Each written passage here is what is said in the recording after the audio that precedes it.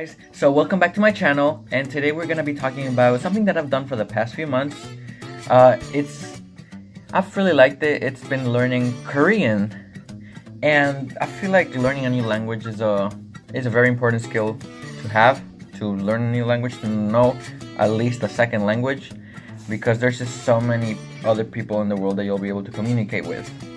And I'm fluent in Spanish and English already, and in school I've been learning Chinese for a year now, and over the past few months I've tried learning Korean by myself.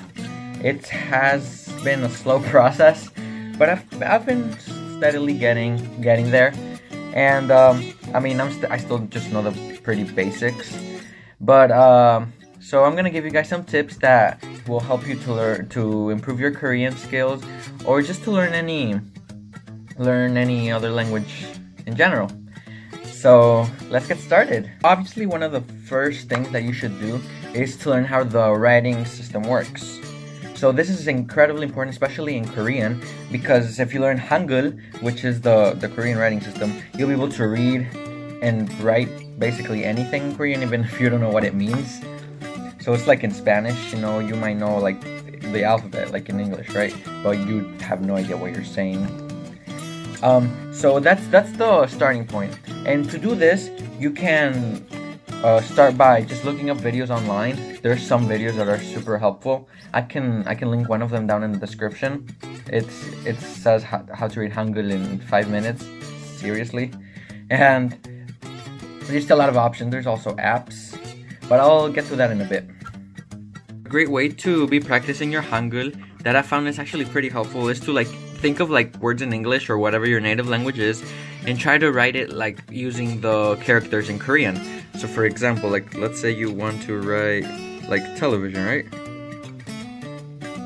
So you sound it out, television, television, and then you think about the characters. So then you would probably write it like this, television. And guess what? That's actually how you write television in Korean. So sometimes you might get to learn new words by just doing this, but it's just very helpful in general because you get to practice how the characters work, and because you're sounding out the sounds, and it's very helpful. Now my main way of learning Korean is through YouTube. So there's this channel which is super helpful. It's called Seemile.com. I'll leave the link down in the description as well. It has a playlist of videos of Korean. It's basic Korean beginner thing, and it's pretty helpful because the teacher Jenny, she really explains how the sentences work. And right now I'm gonna go to the 5th lesson, which is about verbs. Yay! And she explains how the conjugations will work and things like that. So it's actually pretty helpful. Sometimes I've used apps in the past, but I sometimes just kind of give up on them. But what I am excited for though is Duolingo is going to release their Korean course soon, and Duolingo is a very good app for learning languages. I really recommend that. Yeah, so of course, a really important thing when you're watching videos about Korean is of course taking notes. This is a notebook that I use for Korean. It says 한국어. That means Korean. And so this is how I organize my notes. So it says Introduction to Korean. So the sections, I underline them in blue, and then I put the vocabulary or the notes, and then on the side anything important I put it there. So un, i when there's a consonant, that's the subject particle. Nun or ga when there isn't.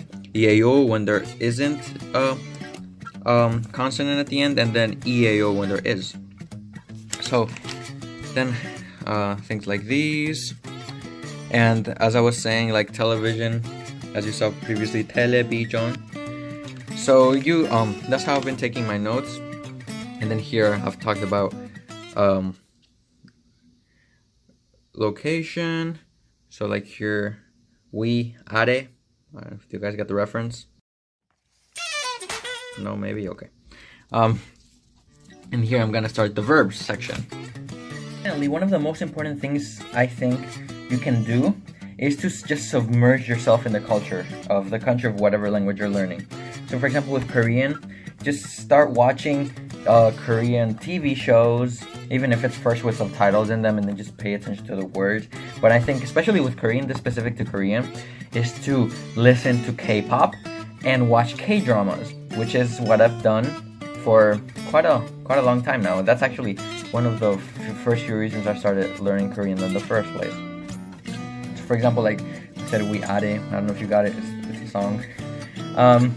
And so yeah, that's a very important point. Like, you can imagine, just think of whatever group you like and then try to write that in Korean, like Blackpink, and things like that. So yeah, thanks for watching. I hope you enjoyed this video. I hope I gave you guys some tips that were really helpful.